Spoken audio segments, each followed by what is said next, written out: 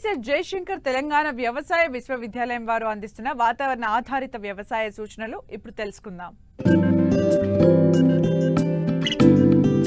హైదరాబాద్ వాతావరణ కేంద్రం వారు అందించిన సమాచారం ప్రకారం రాబోవు 5 రోజుల పాటు చాలా చోట్ల తేలికపాటి నుండి ఓ మోస్తారు వర్షాలు కురిసే అవకాశం ఉంది.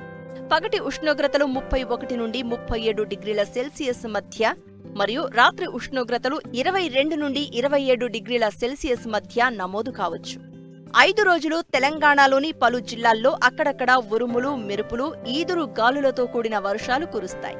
వర్షాధారపు పంటలను సరైన సమయంలో విత్తుకోవడానికి విత్తనాలు, ఎరువులు, పురుగుమందులు సేకరించుకోవాలి.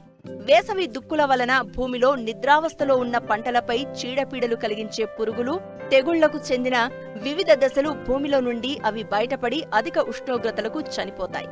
బయటపడిన ప్యూపాలను, గుడ్లను పక్షులు తిని నాశనం చేస్తాయి. ఇలా పలు విధాల మేలు కలగడమే కాక భూమి గుల్లబారి నీటి నిల్వ శక్తి పెరుగుతుంది. అందువల్ల అప్రమత్తంగా ఉండి వేసవి జల్లులను ఆసరాగా చేసుకుని వేసవి దుక్కులను చేసుకోవాలి. పండ్ల తోటల్లో వేసవి కాలంలో గుంటలు తీసి ఎండకు ఎండనివ్వాలి. దీని వలన నేలలో ఉన్న పురుగులు, వాటి గుడ్లు, తెగుళ్లను కలిగించే శిలీంధ్రాలు నశిస్తాయి.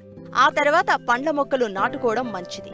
రాష్ట్రంలో అక్కడక్కడ ఉరుములు మరియు మెరుపులతో కూడిన వర్షాలు కురిసే సూచనలు ఉన్నందున రైతులు చెట్ల కింద నిలబడరాదు మరియు పశువులు, గొర్రెలు, మేకలను చెట్ల క్రింద ఉంచరాదు. తేలికపాటి నుండి ఓ మోస్తారు వర్షాలు కురిసే సూచనలు ఉన్నందున కోసిన పంటలను ముందు జాగ్రత్తగా సురక్షిత ప్రాంతానికి తరలించవలెను.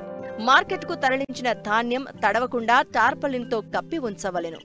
వర్షాలు కురిసే సూచనలు ఉన్నందున మామిడి, కూరగాయ పంటలను కోసుకుని మార్కెట్కు తరలించవలెను. తాత్కాలికంగా పురుగుమందుల పిచికారీ చేయడం వాయిదా వేసుకోవాలి. వేసవి జల్లులను ఉపయోగించుకుని పచ్చిరొట్ట పైర్లను విత్తుకోవడానికి విత్తనాలు సేకరించి పెట్టుకోవాలి.